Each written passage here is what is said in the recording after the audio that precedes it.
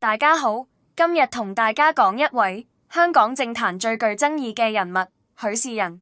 許仕仁1948年出生，係港大畢業生。佢喺政府入面做過好多重要職位，包括財經事務司同政務司司長。最令人記得嘅就係1998年亞洲金融風暴，佢同曾蔭權、任志剛一齊動用過千億外匯儲備，成功擊退國際炒家，保住港元同香港金融市場。嗰陣時佢被視為打大鱷嘅功臣，不過佢嘅人生後半段就充滿爭議。2005年，曾蔭權邀請佢返官場做政務司司長，但到2007年換屆就冇再續任。之後佢同新鴻基地產郭氏兄弟嘅關係曝光。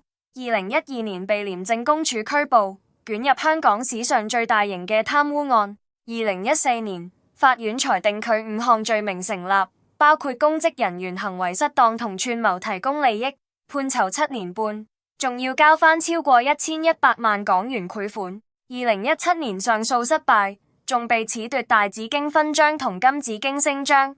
審訊期間，佢奢華生活亦被揭露，21萬食一餐法國菜，200萬買唱片，700萬買紅酒，仲俾850萬上海情婦買樓，最終債務高達7000幾萬。2013年被法院頒令破產，珍藏黑膠唱片、紅酒、國畫都要拍賣清算。2019年，佢因表現良好提早出獄，之後再冇公開露面，直至2026年2月1日，佢因病逝世，享年77歲。許仕仁一生既有打大鱷嘅政績，亦有貪污入獄嘅污點。佢嘅故事正正反映咗香港官場由高峰到墮落嘅一個縮影。